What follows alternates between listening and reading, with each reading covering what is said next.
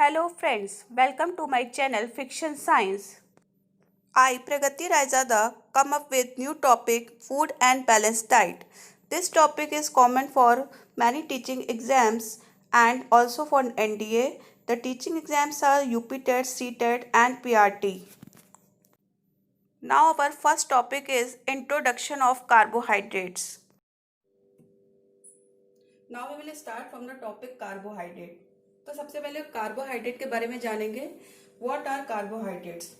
Carbohydrates are naturally occurring organic compounds contain carbon, hydrogen and oxygen.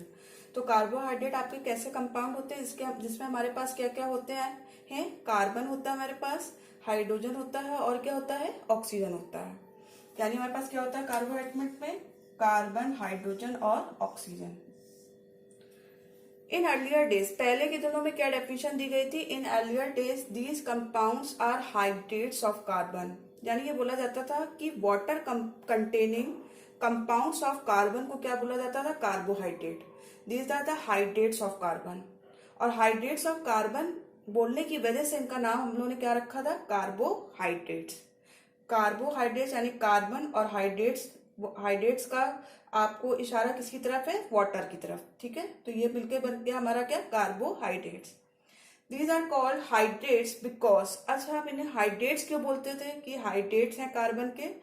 क्योंकि hydrogen और oxygen, जो hydrogen और oxygen का रेशियो होता है कार्बोहाइड्रेट में, वो 2:1 का होता है. 2:1 का रेशियो होता है. जैसा कि आपने वाटर में देखा है, वाटर में भी क्या होता है आपका हाइड्रोजन और ऑक्सीजन का रेशियो 2:1 का. तो यही सेम रेशियो हमको क्या देखने को मिला? कार्बोहाइड्रेट में देखने को मिला. इसलिए हमने उनका नाम क्या रख दिया? Hydrates of carbon.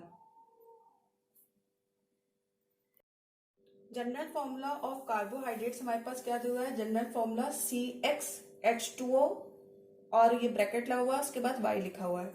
तो X और Y आपके कोई भी इंटीजर नंबर हो सकते हैं. X और Y सेम भी हो सकते हैं और डिफरेंट भी हो सकते हैं. फिर से बता रही हूँ, जनरल फॉर्मूला ऑफ कार्बोहाइड्रेट हमारा क्या है? CxH2O whole Y. तो X हमारा कोई भी इंटीजर नंबर हो सकते हैं, Y भी हमारा कोई भी इंटीजर नंबर हो सकता है. और X और Y जरूरी नहीं है कि सेम हो, ये डिफरेंट भी हो सकते हैं. अब आइए देखते हैं कहाँ डिफरेंट है और कहाँ सेम है. जैसे ग्लूकोज, तो ग्लूकोज का मैंने फॉर्मूला कॉम्पैक्ट फॉर्म में लिखा है C6H2O होल 6. तो यहाँ पे आप देख सकते हैं कि X और Y की वैल्यू हमें क्या है? अगर इस फॉर्मूले को हम कंपेयर करें, X की जगह मैंने क्या लिखा हुआ है? 6 लिखा हुआ है और Y की जगह भी मैंने क्या लिखा हुआ है? 6 लिखा हुआ है. तो यहाँ पे X और Y की वैल्यू आपको क्या दिखाई दे रही है? सेम दिखाई दे रही है. ठीक. सुक्रोज का देखते हैं एग्जाम्पल. सुक्रोज का फॉर्मूला लिखा है C12H2O होल 11. तो X अगर आप इस फॉर्मूले से इसको कंपेयर करें तो X की वैल्यू इस पे क्या आ रही है? 12 आ रही है और Y की वैल्यू क्या आ रही है? 11 आ रही है. तो यहाँ X की वैल्यू 12 और Y की वैल्यू 11. तो X और Y डिफरेंट है किसमें? सुक्रोज में. तो X और Y जरूरी नहीं है सेम हो. तो सेम अगर है तो हमने एग्जाम्पल देखा ग्लूकोज का, और अगर डिफरेंट है तो हमने एग्जाम्पल देखा सुक्रोज का. Later it was realized that hydrogen and oxygen are not present as present in water molecules. तो ये बाद में देखा गया कि हाइड्रोजन और ऑक्सीजन का जो रेशियो है कार्बोहाइड्रेट में वो 2:1 का नहीं है कुछ कार्बोहाइड्रेट्स में. जैसा कि देखिए एग्जाम्पल रैमनोज में. तो रैमनोज का फॉर्मूला क्या है? C6H12O5. C6H12O5. तो अगर हम हाइड्रोजन और ऑक्सीजन का रेशियो देखेंगे तो यहाँ पे 2:1 का रेशियो नहीं आएगा, जैसा कि पहले प्रीवियस डेफिनेशन ऑफ कार्बोहाइड्रेट में बोला जा रहा था. डीऑक्सीराइबोज का एग्जांपल देखिए C5H10O4 इसका फॉर्मूला है. तो अगर हम यहाँ पे देखेंगे तो हाइड्रोजन और ऑक्सीजन का रेशियो 2:1 का नहीं है. It can not be. तो अब कार्बोहाइड्रेट को रिप्रेजेंट नहीं किया जाता है as a hydrate of carbon. Carbohydrate को as a hydrate of carbon represent नहीं किया जाता है. Hydroxyaldehyde and polyhydroxy ketone which on hydrolysis produce polyhydroxyaldehyde और polyhydroxy ketone.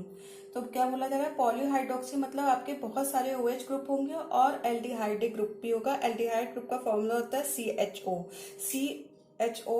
और यहाँ पे आपका कीटोनिक ग्रुप का फॉर्मूला मैंने लिखा है C+O डबल बॉन्ड O और साइड में आपके एल्काइल चेन लगी रहेगी.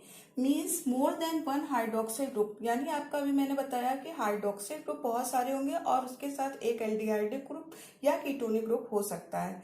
कीटोनिक ग्रुप या एल्डिहाइडिक ग्रुप होने का मतलब आपके कंपाउंड में कार्बोनिल ग्रुप की प्रेजेंस है। जैसा कि आप यहाँ पे देख सकते हैं C डबल बॉन्ड O और C डबल बॉन्ड O, ये कार्बोनिल ग्रुप होता है। मैंने यहाँ पे फॉर्मूला लिखा हुआ है C डबल बॉन्ड O, यानी आपके कार्बोहाइड्रेट में बहुत सारे OH ग्रुप होंगे और उसके साथ एल्डिहाइडिक ग्रुप की प्रेजेंस होगी या फिर कीटोनिक ग्रुप की प्रेजेंस होगी, जो कि कार्बोनिल ग्रुप की प्रेजेंस को रिप्रेजेंट करता है।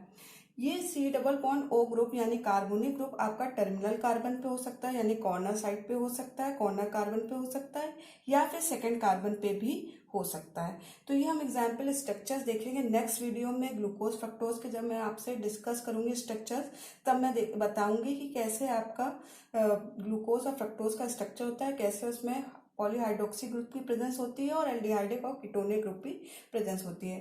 लेकिन अभी हम मॉडर्न डेफिनेशन में बस इतना समझेंगे कि कार्बोहाइड्रेट्स वो कंपाउंड होते हैं जिनके पास पॉलीहाइड्रोक्सी एल्डिहाइड ग्रुप होता है या पॉलीहाइड्रोक्सी कीटोन ग्रुप होता है, और हाइड्रोलिसिस में भी वो प्रोड्यूस करते हैं पॉलीहाइड्रोक्सी एल्डिहाइडिक और पॉलीहाइड्रोक्सी कीटोनिक कंपाउंड्स। अगर आपको वीडियो अच्छा लगा होगा तो इसे लाइक, सब्सक्राइब और शेयर करना मत भूलिएगा। Thanks for watching. Stay tune, stay healthy.